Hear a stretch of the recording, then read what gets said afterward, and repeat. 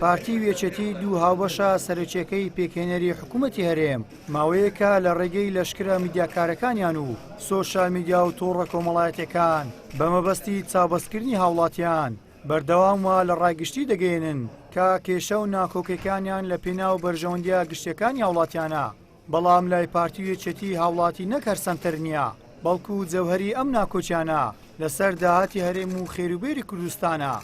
هەر کاتێک ئەم دوو هێزە لەسەر بەشکردنی پلە و پول و پارە ڕێبکەون ئەوە کێشەکانیان بە چاوتروکانێک نامێنێت بە هیچ جۆرێک بۆ بەرژەوەندی خەڵک نەبووە تاکە شتێک کە یەکێتی و پارتی لە بیریان نیە لە مەسەلەنەدا بەرژەوەندی خەڵکە ئەوان ئەگەر زۆر لیان بپرسید نمایندەی حیزبەکانی خۆیانن یعنی نمایندەی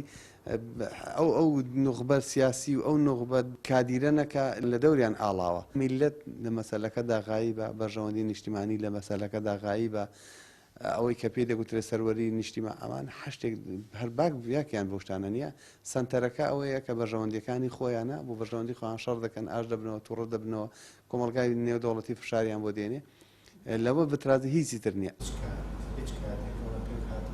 چاودێرێکی سیاسی باز لەوە دەکات پارتی وێچەتی لە ڕابردوو تا بۆیان کراوە بۆ بەرژەوەندی و زیادکردنی هەژمونی خۆیان کوڕی خەڵکیان بە کوشدا و دۆخێکی نەخوازراویان خوڵقاند تا ئێستاشی لەگەڵ بێ ئەم دوو هێزە ناکۆک بوون یاخود کۆک و هاو ئاواز ئەجێندا و بەرنمەیان تەنها بۆ بەرژەوەندی خۆیان و زیاتر ڕنینەوەی دەستکەوتە مادی و شەخسی و حزبیەکانە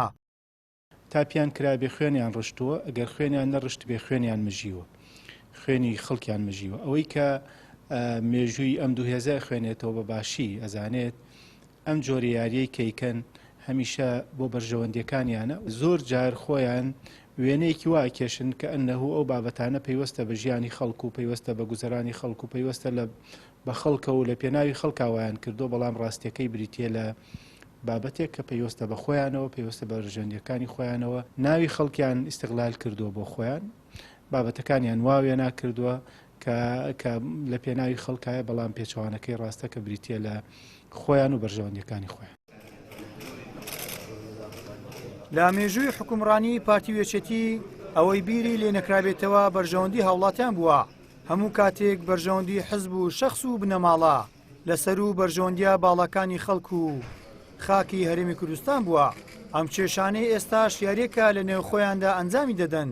بۆ لە بیربردنەوەی کەم و کوڕی و هەموو ئەو کێشە و گرفتانەی کە لە 32 ساڵی ڕابردوو لە سەردەستی پارتی وێچەتی